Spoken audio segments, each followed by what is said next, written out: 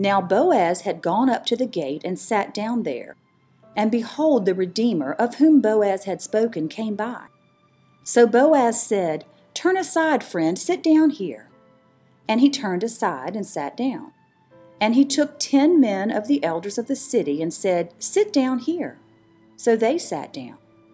Then he said to the Redeemer, "Naomi, who has come back from the country of Moab, is selling the parcel of land that belonged to our relative Elimelech. So I thought I would tell you of it and say, buy it in the presence of those sitting here and in the presence of the elders of my people. If you will redeem it, redeem it.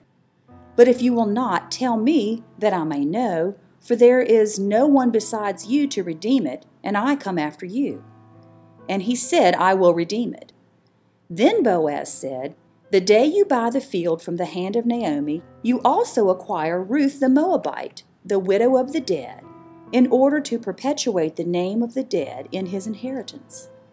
Then the Redeemer said, "I cannot redeem it for myself, lest I impair my own inheritance. Take my right of redemption yourself, for I cannot redeem it." Now this was the custom in former times in Israel concerning redeeming and exchanging. To confirm a transaction, the one drew off his sandal and gave it to the other, and this was the manner of attesting in Israel.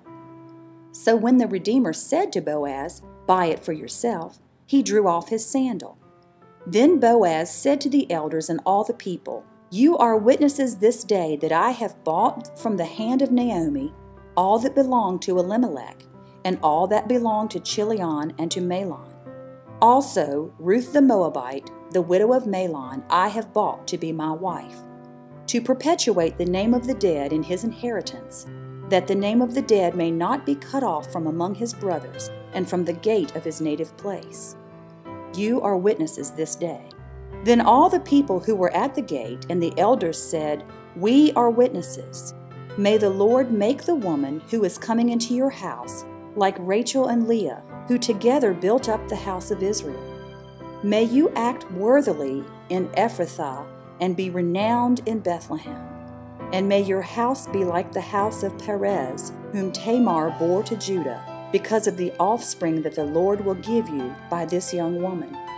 So Boaz took Ruth, and she became his wife. And he went into her, and the Lord gave her conception, and she bore a son. Then the women said to Naomi, "Blessed be the Lord, who has not left you this day without a redeemer, and may his name be renowned in Israel. He shall be to you a restorer of life, and a nourisher of your old age. For your daughter-in-law, who loves you, who is more to you than 7 sons, has given birth to him." Then Naomi took the child and laid him on her lap and became his nurse. And the women of the neighborhood gave him a name, saying, "A son has been born to Naomi." They named him Obed. He was the father of Jesse, the father of David. Now these are the generations of Perez. Perez fathered Hezron. Hezron fathered Ram. Ram fathered Amminadab. Amminadab fathered Nahshon. Nahshon fathered Salmon. Salmon fathered Boaz. Boaz fathered Obed. Obed fathered Jesse. And Jesse fathered David.